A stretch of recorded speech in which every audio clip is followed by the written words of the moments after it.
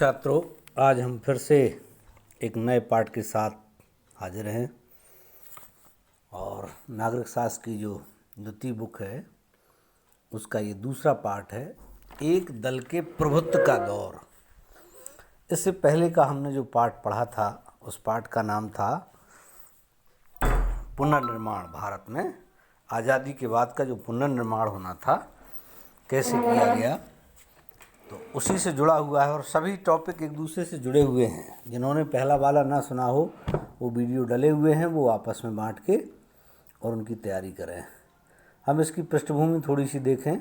एक दल के प्रभुत्व का दौर का मतलब है, एक दल माने भारत में जो दल माने पार्टियां हैं जिन्हें हम कहते हैं ना राजनीतिक दल, कांग्रेस, सपा, बसपा, भाजपा, आदि आदि। तो आज की तारीख में जैसा आप देख रहे हैं कि हमारे यहाँ देश की सरकार भाजपा द्वारा संचालित है, जिसके नेता श्री नरेंद्र मोदी जी हैं और उनका अच्छा खासा इस समय बहुमत भी है और कई राज्यों में उनकी पार्टी की सरकार है। तो ये एक प्रकार से कहा जाए एक दल का प्रभुत्व है, मतलब उनका वर्चस्व है, सारी जगह उनका बहुमत है, केंद्र में उनका बहुमत है। तो एक ऐसा भी दौर और पहले था, हम उसकी चर्चा यहाँ करने वाले हैं। एक दौर जो एक दल के प्रभुत्व का दौर था, वो उस समय कांग्रेस पार्टी थी। तो उसके बारे में चर्चा करें हम।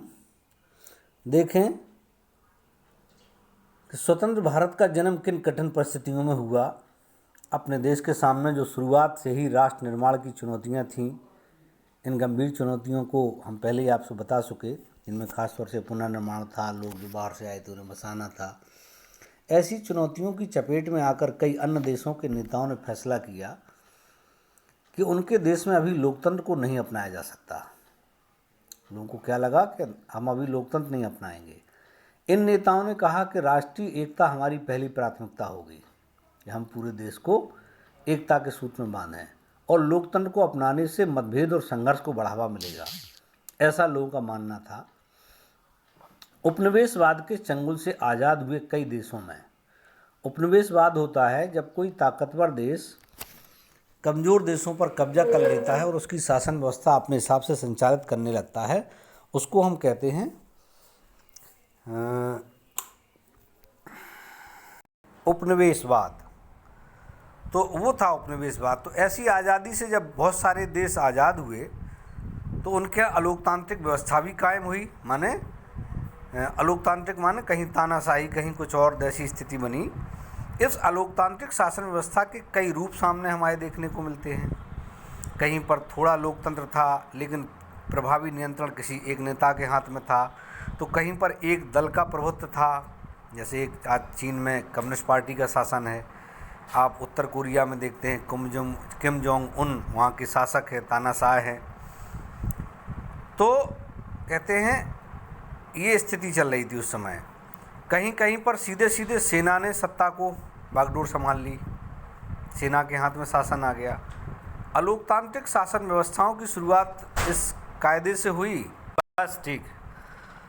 तो देखें हम कि ये स्थिति थी, कहीं एक पार्टी का, कहीं एक नेता का, ऐसी शुरुआत हुई और इस आशा के साथ कि जल्द ही लोकतंत्र कायम किया जाएगा। बहरहाल एक बार कहीं अलोकतांत्रिक शासन के पांव जम गए तो फिर उसे बदल पाना मुश्किल होता है। माने अगर किसी देश में तानाशाही आ जाए या किसी एक पार्टी की सरकार आ जाए तो उसे आसानी से बदल पाना कठिन होता है। भारत में भी परिस्थितियां बहुत अलग नहीं थी, सेम स्थिति थी। आज़ाद भारत के नेताओं ने अपने लिए कहीं ज़्यादा कठिन रास्ता चुनने का फैसला किया। नेताओं ने कोई रास्ता चुना होता तो वह आश्चर्य की बात होती, क्योंकि हमारे स्वतंत्रता संग्राम की गहरी प्रतिबद्धता लोकतंत्र के साथ थी। हमारे नेता लोकतंत्र में राजनीति की निर्णायक भूमिका से लेकर सचेत थे। वे राजनीति को समस्या के रूप में नहीं देखते थे, वे राजनीति को समस्या के समाधान का उपाय मानते थे।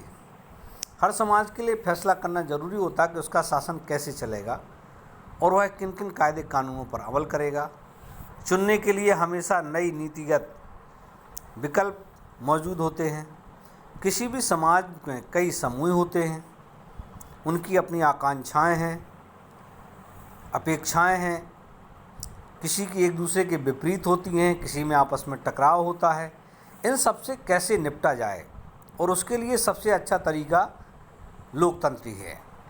ये पाठ लोकतंत्र का वैसे कक्षा 9 में भी दिया गया है, कभी ये मौका मिले, आपके पास समय हो तो पढ़ लें। नागरिक शास्त्र की किताब में है लोकतंत्र क्यों कैसे।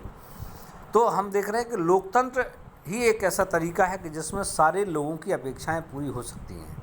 सत्ता और प्रतिस्पर्धा राजनीति की दो सबसे ज़्यादा जाहिर चीज़ें हैं, लेकिन राजनीतिक गतिविधियों का उद्देश्य क्या होता है? जनहित का फैसला करना और उस पर अमल करना, और ऐसा होना भी चाहिए। हमारे नेताओं ने भी इसी रास्ते को चुना। पिछले साल हमने कक्षा 11 में था ये, आपने पढ़ा होगा कि हमारा संविधान कैसे बना। आपको याद होगा हमारा संविधान 26 नवंबर 49 को बना, अंगीकृत किया गया। 24 जनवरी 50 को इस पर हस्ताक्षर हुए और 26 जनवरी 50 से अमल में आया, माने लागू हो गया। उस वक्त देश का शासन अंतरिम सरकार चला रही थी। वक्त का तकाजा था कि देश का शासन लोकतांत्रिक रूप से निर्वाचित सरकार द्वारा चलाया जाए, अर्थात जनता द्वारा चुनी हुई सरकार देश का शासन चलाए। संविधान में नियम तय कर दिए गए। अब इन्हीं नियमों पर अमल करने की ज़रूरत थी। शुरू में ख्याल था कि यह काम महज चंद महीनों का है। भारत के चुनाव आयोग का गठन 1950 के जनवरी में हुआ। सुकुमार सेन पहले चुनाव आयुक्त बने। उम्मीद की जा रही थी कि देश का पहला आम चुनाव 1950 में किसी वक्त हो जाएगा। हम यहाँ चुनाव पर चर्चा विस्तार से करेंगे।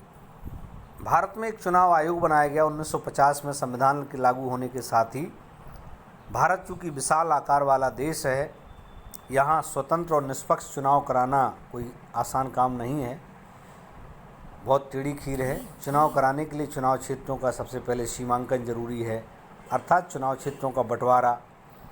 उदाहरण के लिए आप देखते हैं, आपने हमारे सामने छोटा सा उदाहरण है, हमारा झांसी नगर निगम है और पूरे नगर निगम में 60 वार्ड हैं, ठीक 60 हिस्सों में बांटा है, किसी को 1 नंबर, किसी का 60 नंबर।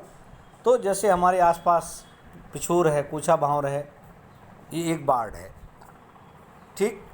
तो इसी प्रकार पूरे देश को ऐसे लोकसभा चुनाव क्षेत्रों में बांटा गया। आज की तारीख में भारत में 543 चुनाव क्षेत्र हैं लोकसभा के।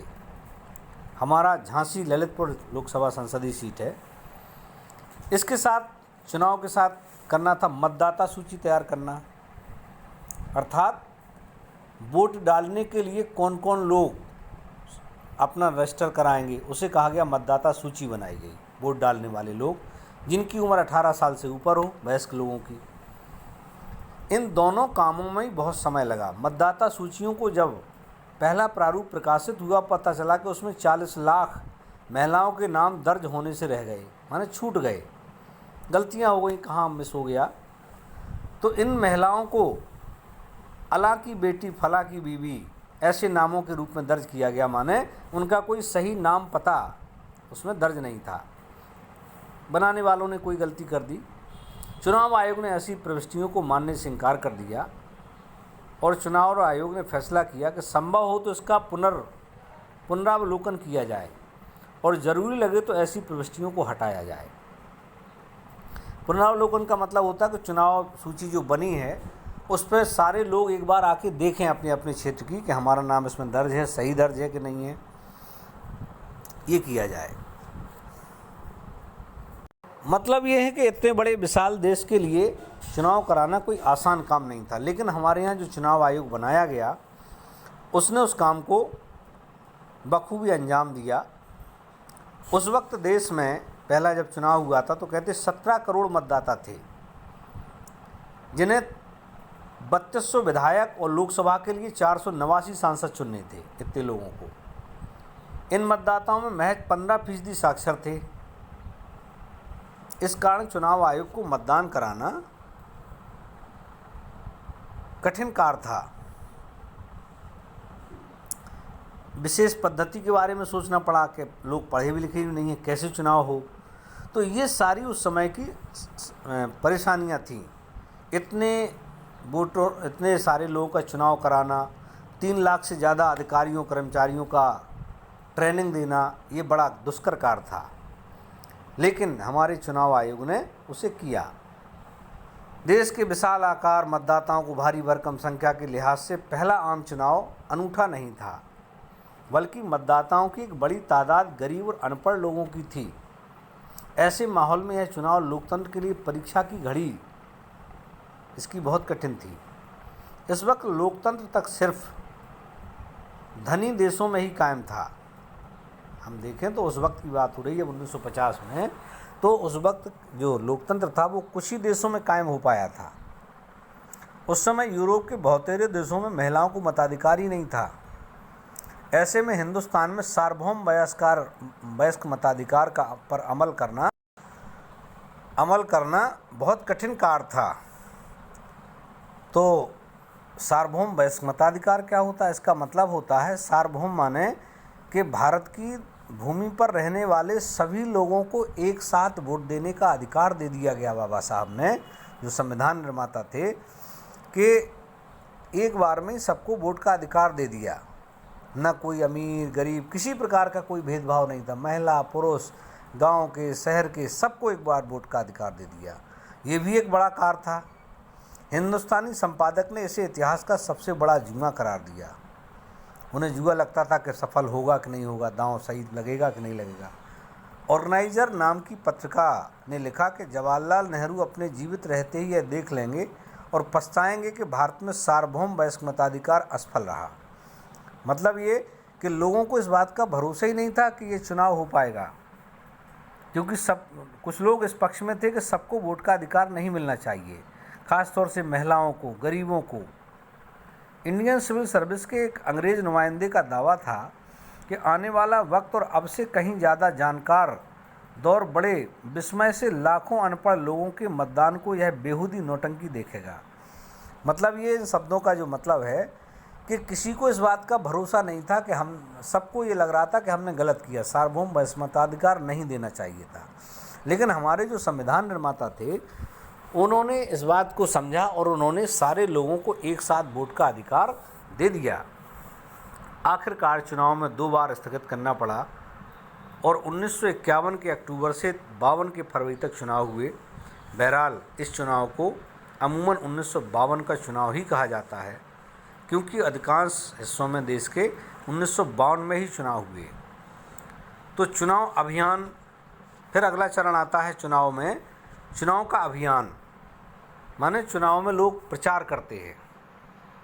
इसके बाद मतदान का दिन आता है, एक दिन सारे लोग वोट डालने जाते हैं। उसके बाद मतगणना। तो इस सब पूरी प्रक्रिया में 6 महीने लगे।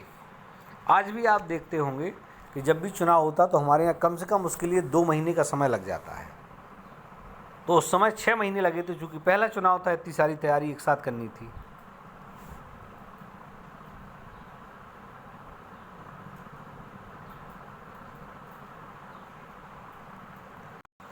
जहाँ तक पहले चुनाव की बात है तो हम देखें कि उस समय हर सीट के लिए 4 उम्मीदवार खड़े थे मैदान में।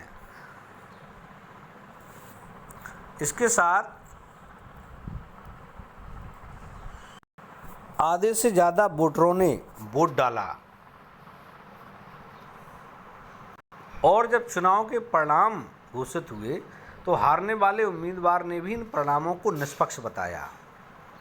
सार्वभौम वयस्क मताधिकार के इस प्रयोग ने आलोचकों का मुंह बंद कर दिया। आलोचना माने जो बुराई करने वाले लोग थे कि ये चुनाव सफल नहीं होगा, वो सब भौचक्के रह गए। उन्हें लगा कि आखिर ये चुनाव सफल कैसे हो गया। और उस समय टाइम्स ऑफ इंडिया जो समाचार पत्र था उसने माना कि चुनाव ने उन सभी आलोचकों के संदेहों पर पानी फेर दिया जो सार्वभौम वयस्क मताधिकार को इस शुरुआत को इस देश के लिए जोखिम का सौदा मान रहे थे। देश के बाहर के पर्यवेक्षक भी हैरान थे, विदेशों से लोग देखने आए थे। हिंदुस्तान टाइम्स ने लिखा कि यह बात हर जगह मानी जा रही है कि भारतीय जनता ने विश्व के इतिहास में लोकतंत्र के सबसे बड़े प्रयोग को बखूबी अंजाम दिया। तो तो इस प्रकार हम देखें कि 1952 का आम चुनाव पूरी दुनिया में लोकतंत्र के इतिहास के लिए एक मील का पत्थर साबित हुआ और अब यह दलील दे पाना संभव नहीं रहा कि लोकतांत्रिक चुनाव गरीबी अथवा अशिक्षा के माहौल में नहीं कराए जा सकते। मतलब चुनाव अगर आपकी मन में इच्छा शक्ति है तो आप कभी भी कोई काम कर सकते हैं। ये बात सिद्ध कर दी लोगों ने। चलिए आज यहीं तक, इसका आप अध्ययन करें। धन्यवाद।